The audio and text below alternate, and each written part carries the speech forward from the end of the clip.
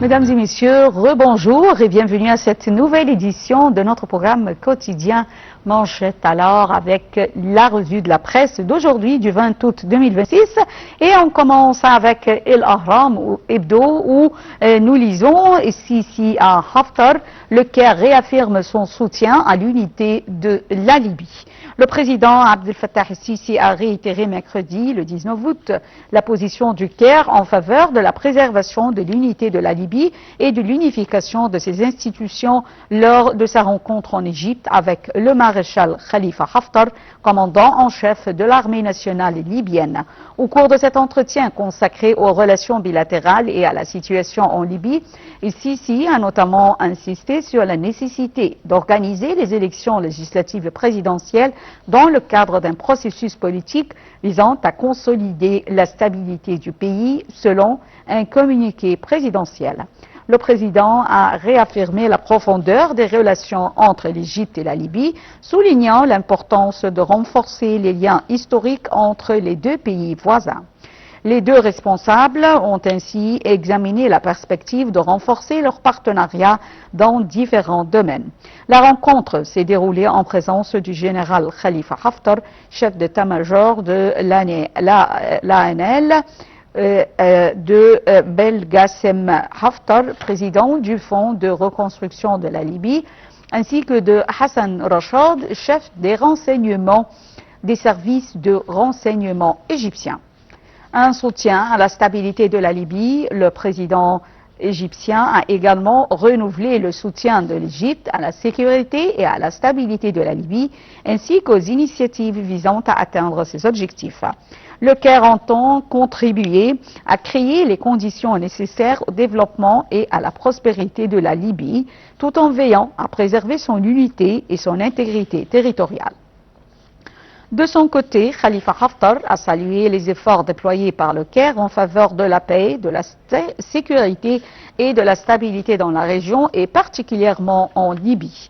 Il a souligné sa volonté de poursuivre la coordination avec l'Égypte afin de faire face aux différents défis communs et de contribuer au développement global de son pays, notamment en ce qui concerne les initiatives destinées à renforcer la sécurité, l'unité et la stabilité de la Libye.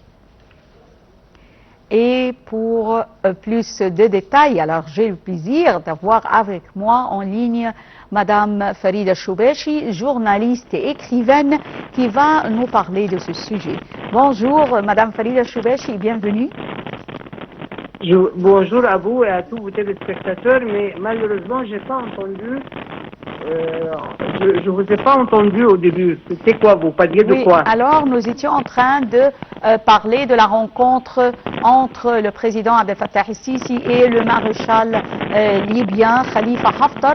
Alors nous étions en train de parler de cette rencontre. Alors, selon vous, Madame Farida Choubechi, comment voyez-vous l'importance de cette rencontre actuellement, en ce moment, en Libye, et que signifie cette rencontre sur le plan politique? C'est-à-dire que cette rencontre est très importante, puisque la Libye, nous avons des frontières communes avec eux, avec nos frères libyens. Nous avons des très longues frontières et la stabilité en Libye va nous rassurer, parce que sinon, si des frontières brûlent entre nous et en Libye, au Soudan, en Palestine, c'est pas possible. Et là, c'est très bien pour les Libyens, et ça c'est toujours la politique suivie par notre président, d'essayer de rassurer les pays arabes que nous en sommes à côté d'eux, et aussi de trouver des solutions pour tous les problèmes qui agissent maintenant, parce que vous savez que toute la région est dans un état terrible à cause de la guerre entre l'Iran et Israël et les États-Unis. Mais là, nous devons résister, et c'est ce que fait le président Al-Sisi avec tous les leaders arabes qu'il rencontre, même pas arabes parfois, africains ou asiatiques, parce que pour lui, le slogan préféré, c'est la paix et les relations paisibles et coopératives entre les pays. Alors, Madame Farida Choubechi, le président Abdel Fattah el-Sisi avait appelé à plusieurs reprises, et notamment pendant cette rencontre, il avait appelé à l'unité et à la stabilité et la sécurité de la Libye, bien sûr à l'unification de ses institutions. Alors, quel est le rôle que joue l'Égypte en ce qui concerne la rencontre et l'unification ou plutôt le rapprochement entre les différentes parties libyennes? C'est-à-dire que le président Al-Sisi est toujours pour les relations paisibles, pour les relations constructives, pour les coopérations bénéfiques pour toutes les parties. Et là, tout le monde le sent, et même à l'échelle mondiale, tout le temps on loue cette position égyptienne. Oui. Alors, veuillez rester avec nous, Madame Farida Choubechi. On va passer à un autre quotidien, l'Ahram Online, qui titre « La tenue des élections présidentielles et législatives a également été évoquée ». Alors, selon vous, quels sont aujourd'hui les principaux obstacles de l'organisation des élections en Libye? Il y a la division entre les Libyens. Il y a eu des guerres internes parmi les Libyens eux-mêmes. Oui. Et là, si on veut sauver le pays, il faut l'unifier à nouveau. Parce que la division, c'est la catastrophe la plus odieuse, si on peut dire. Oui. Et là, c'est pour ça que l'Égypte essaye de réunir à nouveau et d'unifier à nouveau les frères libyens. C'est ça, c'est ce qui peut le sauver. Rien d'autre peut sauver la Libye que l'union de son peuple. Est-ce que vous voyez que cette rencontre, est-ce qu'elle pourrait ouvrir, par exemple, une nouvelle dynamique politique en Libye? Et est-ce que bien sûr, le rôle de l'Égypte est fort, mais est-ce que cette rencontre pourrait encore renforcer davantage le rôle de l'Égypte sur la scène internationale afin de parvenir à une solution durable?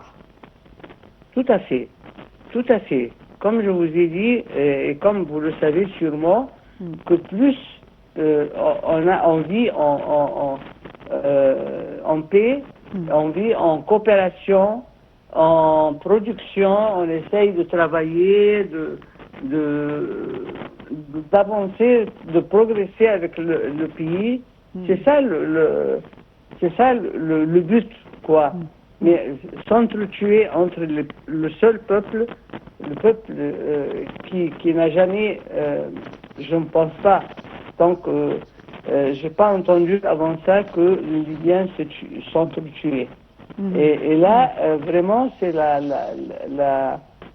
c'est-à-dire la doctrine égyptienne est formidable et louable aussi. Malheureusement, bien sûr, prions Dieu le Tout-Puissant qu'il parvienne à un règlement, et notamment, comme vous l'avez mentionné, Madame Farida Choubechi, avec le rassemblement et le rapprochement entre les différentes parties libyennes. Justement. Oui. C'est pour ça que l'Égypte essaye par tous les moyens de leur expliquer que ça c'est la ruine, ça c'est la perte de leur pays. Les divisions internes, ça c'est la catastrophe, si on peut dire. Alors il faut se réunir, il faut réunifier le pays, et ça c'est ce que le président essaye toujours de l'expliquer à tous ses interlocuteurs, qu'ils soient libyens ou autres, c'est-à-dire. Alors on enchaîne avec le quotidien Le Monde. Restez avec nous s'il vous plaît, Madame Farida Choubechi. On enchaîne avec Le Monde où nous lisons Gaza, un bombardement israélien sur un port tue 6 personnes dont un enfant et fait un grand nombre de blessés selon la défense civile. L'armée israélienne affirme avoir mené une frappe aérienne précise pour éliminer plusieurs commandants du Hamas sur la côte de Gaza. 6 personnes dont un enfant ont été tuées mardi le 18 août par une frappe aérienne israélienne sur le port de la ville de Gaza. Selon les autorités sanitaires gazaouis, faisant également état d'une dizaine de blessés. Alors, le porte-parole de la défense civile de Gaza, organisation de premiers secours opérant sous l'autorité du Hamas, a déclaré qu'au moins 6 personnes avaient été tuées et l'hôpital Shifa de la ville de Gaza a affirmé avoir reçu 5 corps et 13 blessés, dont l'un a été déclaré décédé un peu plus tard. L'armée israélienne a déclaré avoir lancé une frappe aérienne précise visant, selon elle, plusieurs commandants du Hamas qui prévoyaient de mener des attentats terroristes contre des troupes israéliennes dans la bande de Gaza. Alors, retournons avec vous, Madame Farida Choubechi, et nous étions en train de parler de la frappe qu'a menée Israël sur Gaza, sur également notamment le port de Gaza.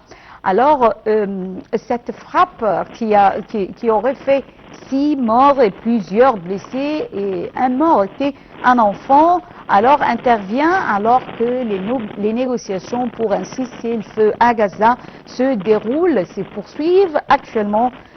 Mais alors, comment cette frappe risque de compromettre davantage les efforts diplomatiques? C'est-à-dire qu'Israël a choisi de tuer l'enfant parce que ce petit enfant-là était un grand leader. Il faut vraiment essayer de montrer la commission d'Israël dans la mission d'Israël dans notre patrie arabe. C'est un pays qui vient pour ruiner, pour nous tuer. Et d'ailleurs, ils l'ont déclaré avec beaucoup de mépris pour les valeurs humaines, en disant que ils veulent, c'est selon le Torah, que Israël va dominer la région. Alors, si on peut dire qu'ils aillent au diable, parce que ce sont eux qui sont venus comme des mercenaires, et ils sont toujours des mercenaires depuis la fin des années 40 du siècle dernier. Et là, nous sommes pour la résistance, et comme m'a dit une fois le grand poète palestinien Samih al-Qassem, il m'a dit que l'île qui agresse ou soit en conflit avec l'océan est perdante. Et là, je dis qu'Israël finira par disparaître. Parce qu'on ne peut pas supporter un pays agressif et monstrueux comme Israël qui nous tue tous les jours. C'est comme si, vous avez vu, il y a un ministre, je crois que c'est le ministre de la Défense chez eux, ou je ne sais pas lequel, qui a dit qu'il faut tuer au moins 40 personnes par jour à Gaza. Oui. Alors ça, c'est pas possible. C'est-à-dire, il veut le chiffre de 40, mais il s'en fout de la qualité des citoyens. Voilà. Oui.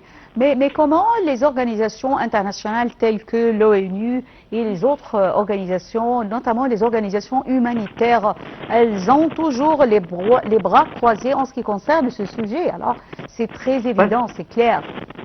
Justement, mais parce que malheureusement, et vraiment c'est une honte pour cette ère-là que nous vivons, c'est les États-Unis qui appuient Israël et qui l'encouragent à cette conduite monstrueuse-là. Et là, nous avons vu que quand le tribunal international mondial contre, comment dire, condamné justement Netanyahou, les États-Unis se sont soulevés contre les responsables du des tribunal. Manifestations. Voilà, alors qu'il n'y a pas un monstre comparable à Netanyahou. Alors malheureusement, le temps a coulé avec vous, Madame Farida Choubechi, et je tiens à vous remercier infiniment. Je vous rappelle, mesdames et messieurs, c'était Madame Farida Choubechi, journaliste et écrivaine, qui était avec moi en ligne. Merci et mesdames et messieurs, nous parvenons à la fin de cette édition de notre programme quotidien concernant la presse, la revue de la presse, les manchettes les plus importantes. Et maintenant, on retourne à Samer Razi et Mariam Gamel pour enchaîner avec eux cette édition de notre programme Bonjour d'Égypte. Merci et très bonne journée. Restez avec nous.